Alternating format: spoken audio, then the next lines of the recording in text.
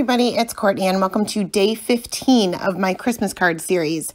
Today I am going to be using the Cool Christmas and Santa and Friends, but I'm not going to be using the stamp set. I'm going to be using the dies, and I'm going to be using the hand-lettered holiday greeting stamp set, all by MFT. So I have a piece of Simon Says stamp masking paper here, and I'm using some of the dies. I'm using one of the reindeer from the Santa and Friends set and two of the trees from Cool Christmas. You can see that I cut a bunch out from that masking paper. So I'm going to just be doing some very simple cards today, mainly ink blending, and we're going to kind of create a silhouette look, only our silhouettes are going to remain white because we're going to be using our masks.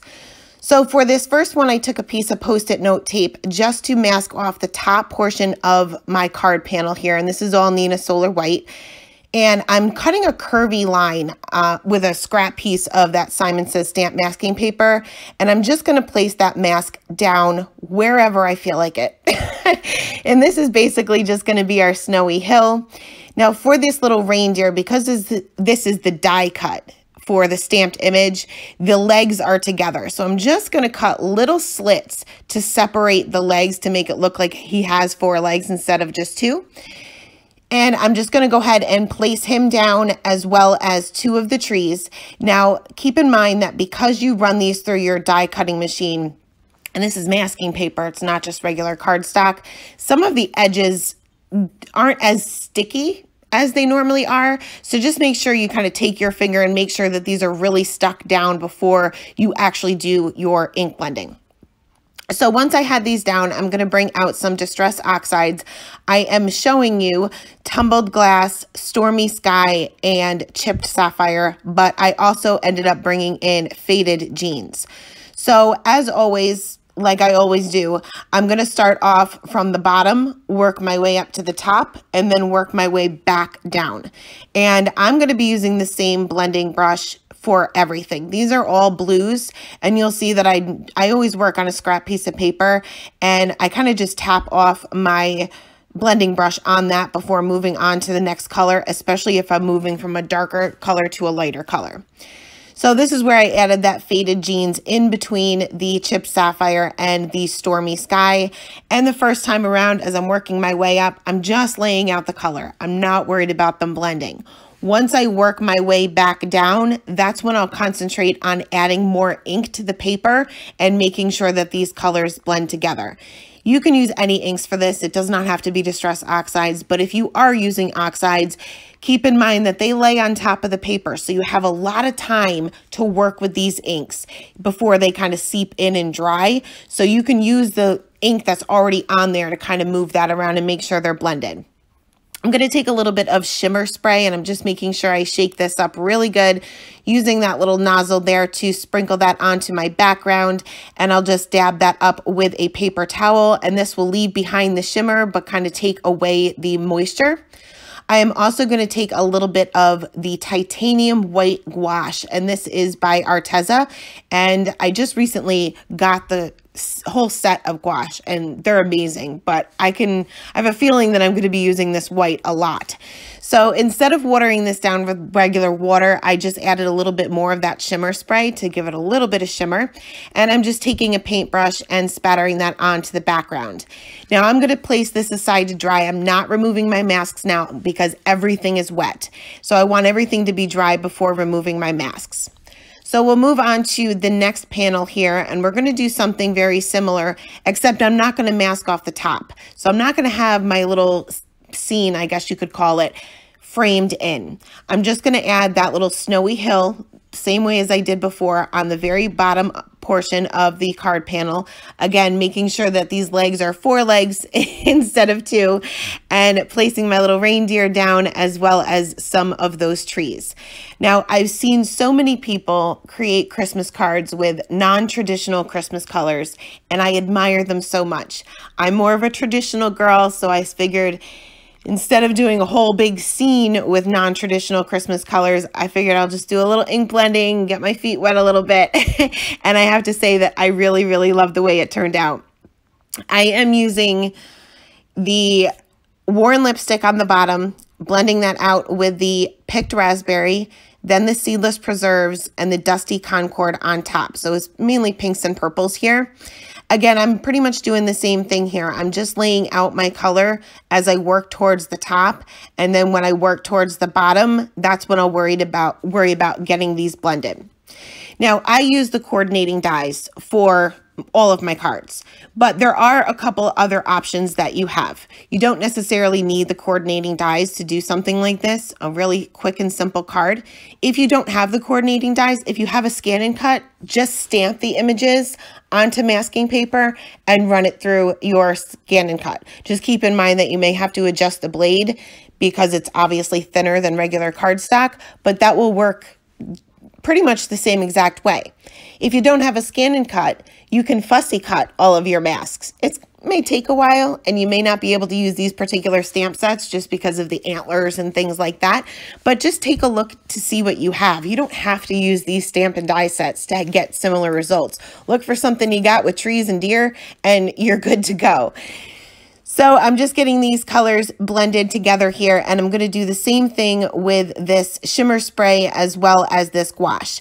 Now the gouache has been sitting there for a couple of minutes because I haven't used it in a couple of minutes. So the gouache will kind of dry up like regular watercolor will the longer it sits. So you may have to just add a little bit more water to this, or in this case, I added a little bit more of that shimmer spray just to kind of loosen everything up. It's going to react the same as watercolor does. So as soon as you add moisture to it or water or the shimmer spray, whatever, it's going to kind of reactivate. So I ended up having to use more gouache, period, but I did definitely have to add just a little bit more of that shimmer spray to get that to spatter onto the background. Again, very wet panel between the Distress Oxides and all of the spatter that I put on the background. So I'm going to go ahead and put this aside to dry before removing my masks, and we'll move on to the third and final card. And again, going to do something similar, but this time I took another piece of Simon Says stamp masking paper, and this is cut just a little bit larger than an A2 size card, and I die cut a circle from it. And I'm going to save that circle because I'll probably find a use for it, but I'm going to lay down the larger piece and I'm going to center this the best I can. You can kind of see through the masking paper because it's so thin to kind of line things up, but if it's not perfect, it's not the end of the world. Again, I'm going to take a little piece of the masking paper and add just a little bit of a snowy hill on the bottom. This time it's a lot smaller because I don't want to take up too much of this circle, or else I'm not going to have room to actually fit in my images. So because this circle's kind of small in comparison to the size of my images, my little deer, his antlers were kind of beyond this circle, and I'm okay with that because this is not a traditional silhouette scene, so I'm okay with a little bit of the white space extending past my ink blending. So I went ahead and stuck down that deer as well as two more of those trees, and you can use as many or as little as you want here, but this isn't a whole lot of area to work with, so I kept it with just 3. And again, I'm going to use some non-traditional colors, but this time I'm going to go a little bit lighter. And I have a smaller area to work with, so I'm only going to be using 3 different colors. So I'm going to be using Spun Sugar, Shaded Lilac, and Tumbled Glass. Again, all Distress Oxides here. And I'm going to start off with my Spun Sugar on the bottom. And I must have not been using a clean blending brush and I saw a little bit of color coming through, so I ended up grabbing a different one for just the pink, just the Spun Sugar, just because I saw a little bit of kind of like a purplish color coming through, which is fine because I'm blending that with a purple anyway. But this time, instead of kind of blending it down evenly throughout, I'm going to concentrate a little bit darker on the edges of my circle, so it kind of really frames in my little scene. So you'll see that I'm not going in with as heavy of a hand as I did with the other cards, except for around the edges. And I'm using Blending Buddy brushes by Trinity Stamps. They're definitely my favorites. I have the regular makeup brushes, but I do reach for these more because they come to a point. So I feel like I have a little bit more control, especially when I'm trying to do something like this, where I'm trying to make the edges a little bit darker. I can have a little bit more control with that.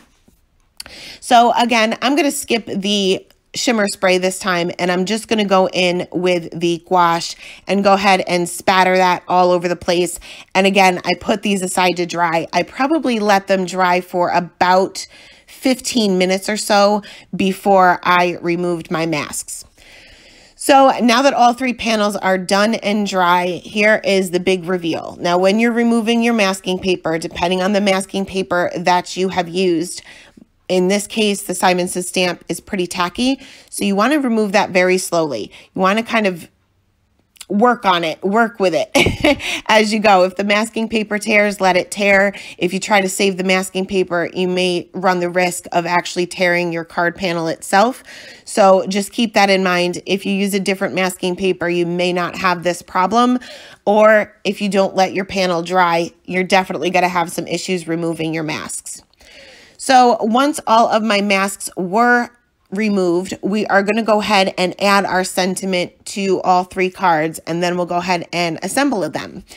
So for the first card, I'm using all sentiments from the hand-lettered holiday greetings, but I'm using 3 different ones because I love the font on these and I like how they're big. I love this sentiment stamp set. So I'm going to go ahead and arrange or line up my sentiment directly below my little scene there, and I'm going to stamp that with chipped sapphire distress oxides, which is one of the ones that we used in the ink blended background. I did stamp this twice because, as you saw, I didn't ink it up hardly at all the first time around. For the second one, I'm going to use a different sentiment, and I am going to bring out the Dusty Concord Distress Oxide ink. Again, I'm using one that I used in the background, so it will kind of go together, and I did stamp these twice. Oxides do stamp better than regular distress inks, but I do find that stamping them twice definitely helps.